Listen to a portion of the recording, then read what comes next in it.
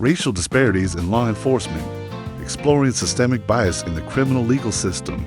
Decades of evidence reveal that laws are enforced differently for Black and white people in the United States due to systemic racial bias, policies with disproportionate impacts, and wide discretion given to legal actors. Racial disparities exist at every stage of the criminal legal system, from police stops and arrest to prosecution, sentencing, and incarceration. Black communities face over-policing, discretionary stops, and racial profiling, with officers more likely to search and use force against Black individuals.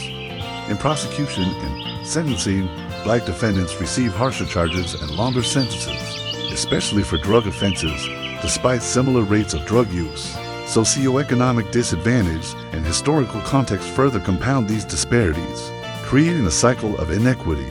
Empirical evidence from government and academic studies consistently confirms these trends. Even after controlling for factors like offense severity and criminal history, the cumulative effect of bias at each stage results in significantly different outcomes. For Black people compared to white people, welcome to Justice Unveiled, the podcast where we explore the realities and challenges within our criminal legal system.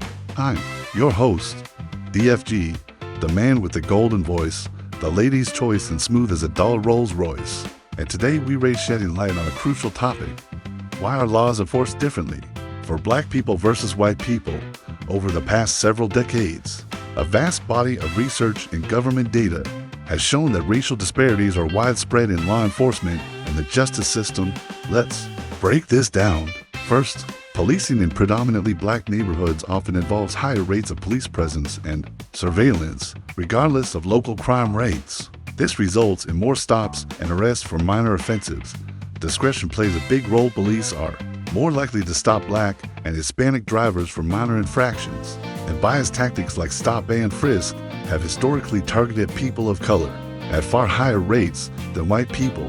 Studies consistently show that Black and Hispanic drivers are searched during traffic stops more often, even though contraband is found at similar or lower rates compared to white drivers.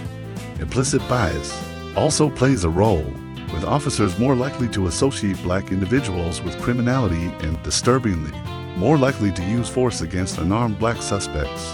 The disparities continue in prosecution and sentencing. Prosecutors are more likely to file harsher charges and mandatory minimum sentences against Black defendants, and Black people are nearly 6 times more likely to be imprisoned for drug offenses. Even though drug use rates are similar across races, pretrial detention affects low-income people of color the most, making them more likely to accept unfavorable plea deals. Jury decisions are also influenced by racial bias, with all-white jury pools more likely to convict Black defendants. Seemingly race-neutral laws can have disparate impacts, especially when prior criminal history is used as a factor, further magnifying these disparities. So, is there hard evidence for these discrepancies? Absolutely.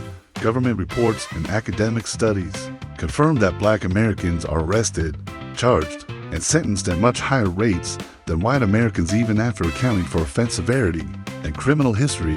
For example, Black men receive sentences that are over 13% longer and are much less likely to receive probation. The cumulative effect of bias at each stage, from initial police contact to the courtroom, results in drastically different outcomes for Black people compared to white people. These patterns are rooted in a long history of racial oppression and continue to shape our legal system today. Thank you for joining us on Justice Unveiled. If you found this discussion insightful, please like, share, subscribe, and tune in next time as we continue to explore the forces shaping justice in America. For now, this is DFG saying, never make love by the garden gate. The love is blind, the neighbors ain't.